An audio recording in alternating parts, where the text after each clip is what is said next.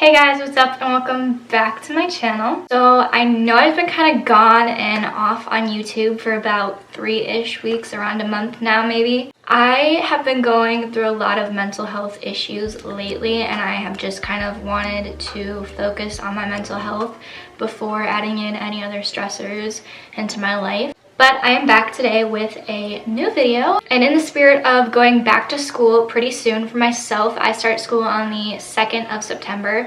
I know some of you have probably already gone back to school and started classes, but I thought I would sit down with you guys and film a video on advice I wish I knew before I was in college.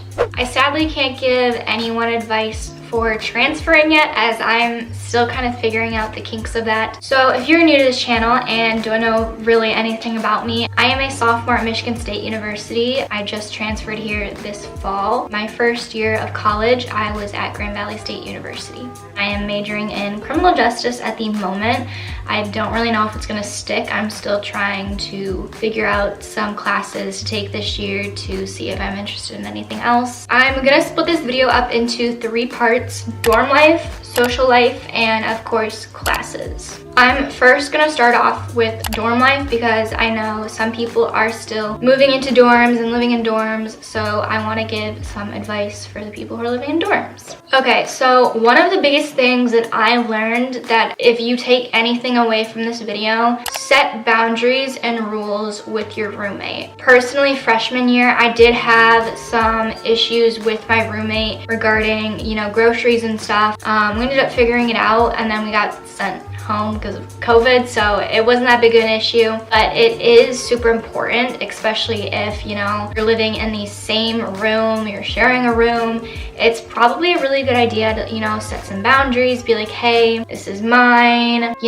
just set some rules and set some boundaries if you are not comfortable with a certain thing. Another thing to talk about with your roommate is what you guys are going to be bringing beforehand, because the day you move in, it's going to be super chaotic and things are going to be everywhere. Everything's going to be crazy. So it's super important to talk to your roommate before you guys move in on who's bringing what, if you're going to share appliances like a fridge, microwave, TV, futon, whatnot. Also, equally divvy up the prices and what everyone's buying. What my roommate and I were gonna do is we were gonna buy this rug, and we were thinking of also buying a futon, but now since we're dorming, we don't really have to buy that yet, and considering we don't know what the spring semester is gonna hold, we're holding off on it. But what her and I were going to do is I was gonna buy the rug, and if we wanted a futon later on, she would buy a futon that was around the same price for the rug. And then if we didn't buy the futon, we were just gonna split the price of the rug. Another tip I can give you for dorm life is try to make your dorm room less of a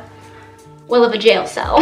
You're gonna notice when you move in that the walls are probably gonna be super bare unless you brought a lot of decorations to throw up on your walls. One of the biggest things I think was my problem at GVSU was my walls were super bare. There was no decoration. It didn't feel very homey.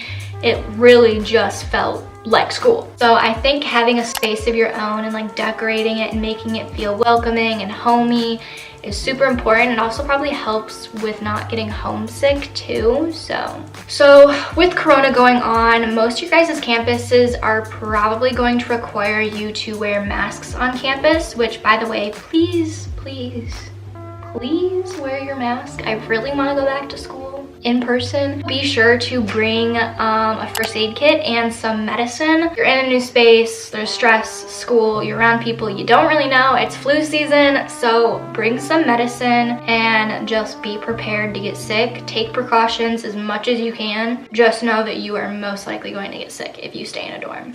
Be sure you regularly clean your dorm room. I'm talking at least once or twice a week, because it is a very confined space and it can get very dirty very easily with dust. So be sure to clean it regularly, at least once a week. All right, my next tip is going to be try to get out of your dorm as much as possible. I know it can be very tempting to stay in some nights and watch a movie and just constantly do your homework in your dorm room and in your bed. Try not to do that. Try to get out, try to get out of your dorm, go on a walk, go on a hike, go on a bike ride. Also, try to limit how much you study in your bed and do your homework in your bed, because your bed is meant to be your sleeping, relaxing place. The minute you bring homework and studying into your bed, it's probably going to be really, really hard for you to fall asleep at night. Another thing, make sure to bring a Brita filter. I don't know about you guys, but the water on my campus is not that, it's not that tasty. All right, I'm now going to be talking about the social aspect of college, the part I really lacked in. I also asked you guys some questions on Instagram, which, by the way, if you are not following my Instagram, right there, go follow it, because I keep you guys updated a lot more on YouTube stuff on there. And I also ask a lot of Q&As and see what you guys want to see on my channel. If you aren't already following my Instagram, go follow it. So most of the advice that came from you guys came from more of the social aspect of college. Making friends the first week isn't difficult, but keeping them and making them last is very difficult, and where you need to put the effort in. This is very true. It is not difficult to meet people and make friends your welcoming week or the first week you're there. The hard part is actually keeping in touch with them and making sure you're actually, you know, making plans with them and seeing them and hanging out with them. Another big thing is, so my high school, a majority of my high school actually goes to Michigan State. So I will probably see a lot of kids I know from my high school and my rival high school on campus when we return to campus. And you know, a lot of group of friends actually end up going to the same colleges, usually, mainly because it's just closer to home, or it's like, you know, one of the big colleges that everyone goes to. I think one of the most important parts of going to college is branching off from your usual friend group. Like, there's nothing wrong with still having your usual friend group and hanging out with them and seeing them, but it's also super important to branch off and make more friends and make more connections and meet more people in your life. Plus, it's college. Why wouldn't you want to meet new people? Speaking of, don't be afraid to talk to people. Everyone is nervous about making friends. I know I'm nervous about making friends, especially because we're all online this year pretty much, and I don't really know how I'm gonna be making many friends. I'm gonna try and see if there's any clubs I can join remotely and try to get to know the kids in my classes a little bit. Another tip I have is to join a club.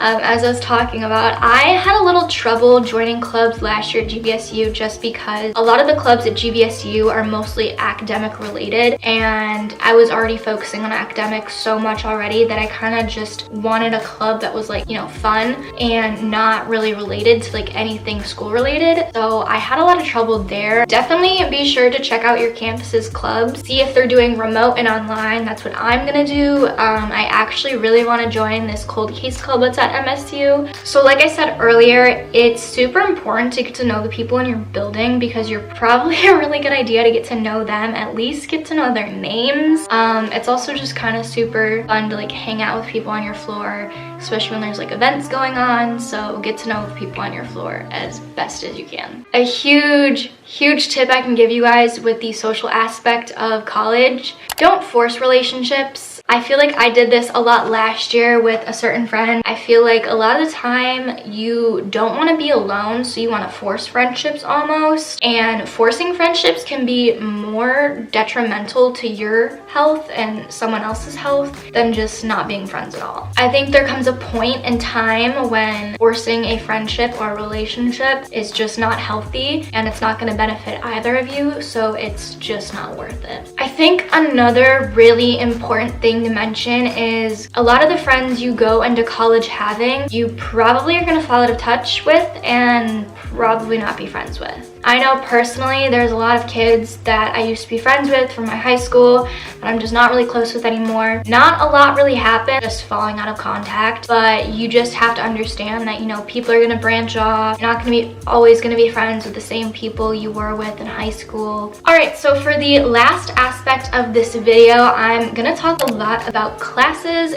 There is one thing that you probably should know. College is a little more difficult than high school. Yeah, you have your own schedule and you can make your own schedule and you don't have to be consecutively back to back with classes, but you can't get away with not studying. You are going to have to study. There has not been a test that I could just get passed with not studying. So be sure to study, be sure to make time to study. Don't just go into college thinking, oh, I'm gonna ace all this. No.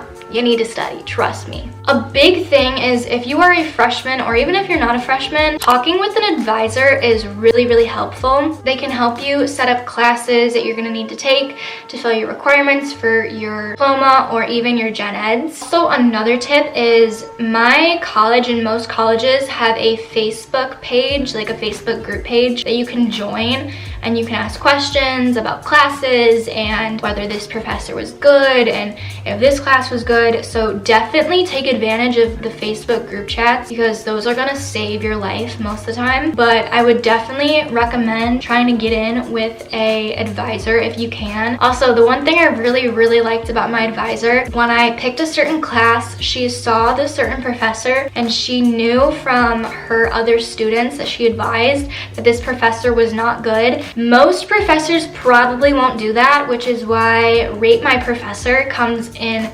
handy. Oh, it is your Lord Savior in college. I promise you. Download Rate My Professor, use Rate My Professor, but also make sure you're looking at the reviews of the professor, because if they're gonna be very hard coursework and very big course load and you don't think that you can do that, it's probably not the best class for you to take. Some professors that I've looked at on Rate My Professor, some of the reviews are kind of just stupid and you can tell the kids just weren't trying. So do be careful when you use Rate My Professor, but just be sure you are actually looking at the reviews and not just taking advice from a lazy student who didn't want to do their work. One thing I wish someone told me before going into my freshman year of college was to space out when you are taking your really difficult classes. My advisor at GVSU decided to not tell me not to take my writing class and my geology class at the same time. They were probably two of my most difficult classes of the entire first semester of college,